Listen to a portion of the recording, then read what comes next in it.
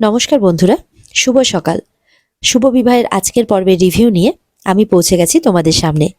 Bangla serial সমাচারে তোমাদের স্বাগত জানিয়ে আজকের পর্বের রিভিউ আমি শুরু করছি। সুধা তো ফ্যাক্টরি ভেতরে ঢুকে গেছে। তেজ তো এবার তেজকে গার্ড জানায়। তেজ তো খুব চিন্তায় পড়ে যায়, সুধা সুধা বলে চিৎকার করতে থাকে। এদিকে কিন্তু ফ্যাক্টরিতে ব্লাস্ট হয়ে গেছে।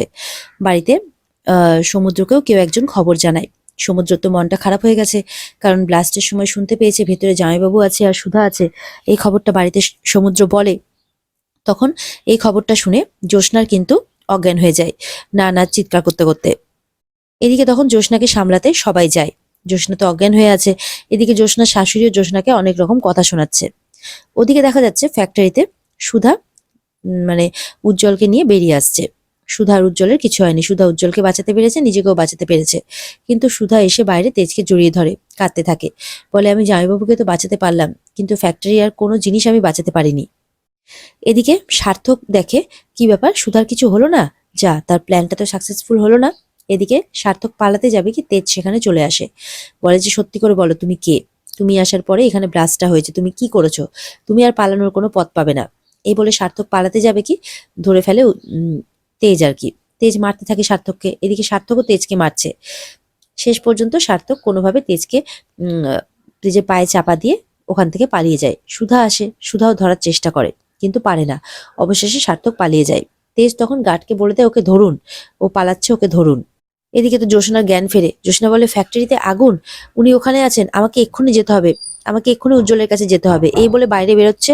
তখন ঝিনুক, ঠাম্মি সবাই মিলে জ্যোৎস্নাকে সামলাচ্ছে। ঠাম্মি বলে, কিচ্ছু হয়নি, কারোর কিচ্ছু হয়নি, সুধাও ভালো আছে, উজ্জ্বলও ভালো আছে। জ্যোৎস্না বলে, না, আমি বিশ্বাস করি না, আমাকে যেতেই হবে ফ্যাক্টরিতে, সবকিছু আমার জন্য হয়েছে। এরপরে জ্যোৎস্না বলে, সবকিছু আমার জন্য হয়েছে, আমি শেষ করে দেব, নিজেকে আমি একদম শেষ করে দেব। এই বলে যখন জ্যোৎস্না বাইরের দিকে বেরিয়ে যাচ্ছে, তখন সুধা আর তেজ চলে আসে। সুধা বলে, কিচ্ছু হয়নি দিদি, আমি তোমাকে কথা দিয়েছিলাম না জামাইবাবুকে আমি সুস্থ সবল অবস্থায় নিয়ে আসবো, দেখো আমি তাই নিয়ে এসেছি। জ্যোৎস্না বলে, তুমি সত্যি বলছো জামাইবাবু ঠিক আছে? তেজ বলে, একদম ঠিক আছে জামাইবাবু, আর দেখো বরযাত্রীও চলে এসেছে। জ্যোৎস্না তো এটা শুনে খুব শান্তি পায়, খুশি হয়ে যায় জ্যোৎস্না। বাড়ির সবাইও এই খবরটা পেয়ে খুব খুশি হয়। এরপরে বিয়ের অনুষ্ঠান শুরু হয়ে যায়। জ্যোৎস্নার মুখে পান পাতা দিয়ে দেওয়া হয়। পান পাতা সরাতেই জ্যোৎস্নার সামনে উজ্জ্বলকে দেখতে পায়। এরপর বিয়ের অনুষ্ঠান শুরু হয়ে যায়। সবাই আনন্দ সহকারে জ্যোৎস্নার উজ্জ্বলের বিয়ে দেয়। সবাই খুব খুশি, সাথে জ্যোৎস্নার উজ্জ্বলও। এরপরে উজ্জ্বল জ্যোৎস্নাকে বলে যে, তোমার জন্য একটা অনেক খুশির খবর আছে। আর সেই খুশির খবরটা দেওয়ার জন্যই আমি ফ্যাক্টরিতে গিয়েছিলাম সুধার কাছে, যে খবরটা সবার আগে আমি সুধাকে দেব। ওখানে গিয়ে আমার একটু প্রাণ সংশয় হয়, কিন্তু সুধা নিজের জীবন বিপন্ন করে আমাকে আবারও বাঁচিয়ে আনে। তাই আমি এই দিনটার সাক্ষী হতে পেরেছি, এই মুহূর্তটার। কিন্তু খবরটা আমি সবার আগে সুধাকেই বলতে চাই, তারপর সবাইকে। সুধা তখন বলে, কি খবর জামাইবাবু? উজ্জ্বল তখন সেই রিপোর্টের কাগজটা সুধার হাতে দেয়। সুধা এটা দেখে তো খুব খুশি হয়ে যায়। তারপর সুধা নিজের মুখে জ্যোৎস্নাকে এই খুশির খবরটা দেয়। এটা শুনে তো বাড়ির সবাই খুব খুশি হয়ে যায়। ঠাম্মি গজনের কাছে প্রার্থনা করতে থাকে, আজকের দিনটা তো তুমি আরো বিশেষ করে তুললে। আজকের এই শুভ দিনে এর থেকে বড় খবর আর কি হতে পারে? ঠাম্মি বলতে থাকে গজাননকে। জ্যোৎস্নার শাশুড়ি মা তো খুব খুশি। জ্যোৎস্নার শাশুড়ি মা বলে, সব কিন্তু আমার জন্য হয়েছে, আমি ওকে 6 মাস টাইম দিয়েছিলাম ওদের দুজনকেই, আর তার জন্যই এই সমস্ত কিছুটা হয়েছে, ওদের মধ্যে সবকিছু ঠিক হয়েছে। আর জ্যোৎস্নাকে বলে, তোমাকে আমি অনেক খারাপ কথা শুনিয়েছি, অনেক উঁচু নিচু কথা শুনিয়েছি, আজকে তুমি আমাকে সব থেকে বড় খুশির খবরটা দিলে। সেই জন্য তখন উনি নিজের গলা থেকে একটা হার বের করে জ্যোৎস্নাকে দিয়ে আশীর্বাদ করেন, আর জ্যোৎস্নাকে খুব ভালোবাসেন। বলে, তুই খুব আনন্দে থাক মা, আর আমার ছেলেটাকে নিয়ে সুখী হ, সুখী হ তুই, এই আশীর্বাদ করেন। সবাই তো খুব খুশি। সুধা এবার তেজকে নিয়ে গিয়ে এক জায়গায় বসায়। বলে যে, আপনি এখানে বসুন, আমি এক্ষুনি আসছি। তেজ তো বুঝতে পারে না সুধা কি করতে চলেছে। সুধা তেজের জন্য ওষুধ আর ব্যান্ডেজ আনতে গিয়েছিল। আসলে সার্থক যাওয়ার সময় তেজের পায়ে এমন ভাবে জোরে মেরেছিল, তেজের পায়ে আঘাত লেগেছে, সেটা সুধার মনে আছে। তেজ বলে, এত কিছুর মধ্যে এটা আপনার মনে আছে, আপনি আমাকে ভোলেননি? সুধা বলে, আমি আপনাকে কোনো সময় ভুলি না মিস্টার বসু মল্লিক। তখন সুধা তেজের পায়ে ওষুধ লাগিয়ে দেয়। তেজ তো ভালোবেসে সুধার দিকে তাকিয়ে আছে। তেজ বলে, গজাননের কাছে আমি সবসময় প্রার্থনা করি, ক্ষতি হলে আমার হোক, কিন্তু আপনি যাতে ভালো থাকেন।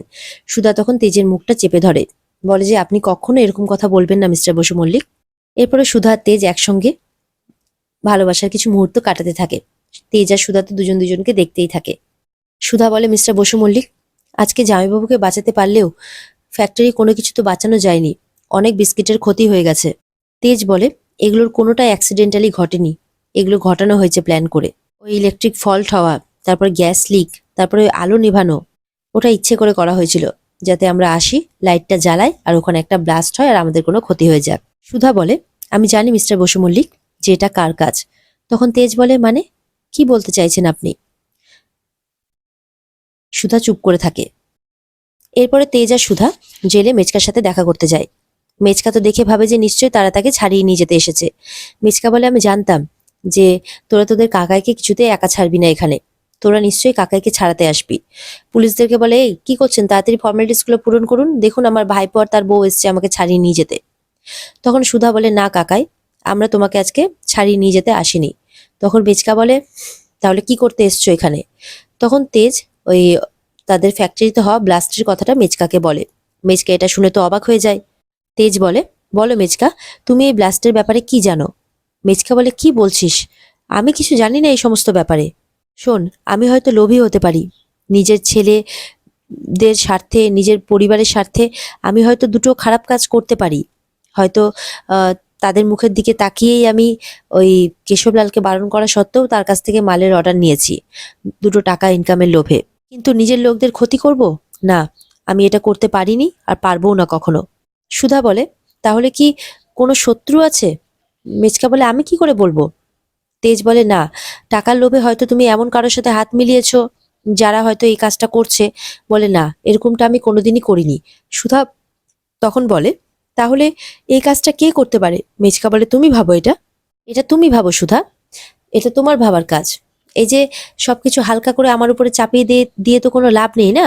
তুমি আমাদের বাড়িতে আসার পর থেকেই না এই অশান্তিগুলো শুরু হয়েছে, না হলে তার আগে পর্যন্ত সবকিছু ঠিকঠাক ছিল। মেচকা এইভাবে সুধাকে বলতে থাকে। সুধা কিছু বলে না, সুধা চুপ করে সবটা শোনে। মেচকা তখন সুধাকে বলে, হয়তো তোমার উপর প্রতিশোধ নেওয়ার জন্য কেউ এইসব করাচ্ছে। সুধা তো মনে মনে তখন সার্থকের কথা ভাবতে থাকে। সুধা তখন মনে মনে বলে যে আমার শত্রু বলতে তো একজনই, সার্থক। তখন সুধার ফোনে একটা ফোন আসে। ফোনটা পূর্বী করেছে। বলে, আমরা কলকাতায় এসেছি তোমার সাথে দেখা করতে। সুধা বলে, এ তো খুব খুশির খবর। বলে, হ্যাঁ, তোমার সাথে দেখা করার আরেকটা কারণও আছে, সেটা হচ্ছে সার্থক। বলে, সার্থক? বলে, হ্যাঁ, আমরা সার্থকের ব্যাপারে একটা খবর পেয়েছি। সুধা বলে, কি খবর? এদিকে মেচকা কিন্তু তেজকে বলছে, দেখ তেজ, আমি কিন্তু আমার ভুলটা বুঝতে পেরেছি, কিন্তু দেখ আমি এই সমস্ত কাজ করিনি, আমি এই সমস্ত কিছু করিনি। তেজ বলে, আমি তোমাকে এত কিছুর পরে বিশ্বাস করি কি করে মেচকা? সুধা তখন বলে, আচ্ছা পূর্বী, তুমি এসো, তারপরে আমি তোমার সাথে সামনাসামনি সমস্ত কথা বলছি। দিয়ে সুধা আবার মেচকার সামনে আসে। এদিকে পুলিশ আসে। পুলিশ এসে তেজকে বলে যে উনি কিন্তু ঠিক কথাই বলছেন। দেখা যাচ্ছে একজন নতুন পুলিশ অফিসার এসছেন। একজন পুলিশ অফিসার বলে দিচ্ছেন যে এনার হাত থেকে কিন্তু কোনো ক্রিমিনাল আজ অব্দি বাঁচতে পারেননি, আর উনি এখন সুধাদের কেসটা দেখছে। সেই অফিসার বলে যে আমি এটা হরপ করে বলতে পারি যে আপনাদের বেকারিতে যে ব্লাস্টটা হয়েছে তাতে এনার কোনো হাত নেই। মেচকা বলে, শুনলি তেজ, একজন বাইরের লোক আমার উপরে বিশ্বাস করেছে, কিন্তু তোরা আমার নিজের লোক হয়ে আমার উপরে বিশ্বাস করছিস না। সেই অফিসার বলছে, দেখুন আপনাদের মেচকা কিছু করেনি, কারণ উনি তো আমাদের হেফাজতে ছিলেন, আর হেফাজতে থেকে এত কিছু করা সম্ভব নয়। তেজকে ওই অফিসার বলে, আপনারা যে গ্যাস প্ল্যান্ট সার্ভিসের ছেলেটার কথা বলছেন, সেই ছেলেটাকে আপনারা সন্দেহ করছেন, তাই তো? কিন্তু সেই ছেলেটার কোনো খবর কিন্তু সকাল থেকে রাত অব্দি পাওয়া যায়নি, তাকে ফোনেও পাওয়া যাচ্ছে না। তেজ বলে, আপনি কি বলছেন? কালকেই তো ওর সাথে আমার দেখা হলো, কথাও হলো। সুধা তখন বলে, আমাদের যেভাবেই হোক ওই লোকটাকে ধরতে হবে অফিসার, তাহলেই সব সত্যিটা সামনে চলে আসবে। আর আমার মনে হচ্ছে এই এখানে ফ্যাক্টরিতে ব্লাস্ট হওয়া আর ওদিকে দিয়ার মিসিং হওয়ার পেছনে একটা যোগসূত্র আছে। এবার মনে মনে বলে, আমি নিশ্চিত যে ওই লোকটাই সার্থক।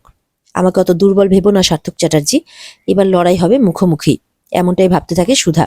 আর এখানে আজকের পর্ব শেষ হয়ে যায়। তো বন্ধুরা, এই ছিল আজকের পর্বের রিভিউ। যদি তোমাদের ভালো লেগে থাকে তাহলে অবশ্যই পর্বকে লাইক, কমেন্ট আর চ্যানেলকে সাবস্ক্রাইব করতে কিন্তু ভুলবে না। আর এই পর্বের বিস্তারিত দেখতে অবশ্যই তোমরা স্টার জলসার পর্দায় নজর রাখবে। তাহলে দেখা হচ্ছে তোমাদের সাথে আগামীকালকে। ততক্ষণ সবাই ভালো থাকবে। টাটা।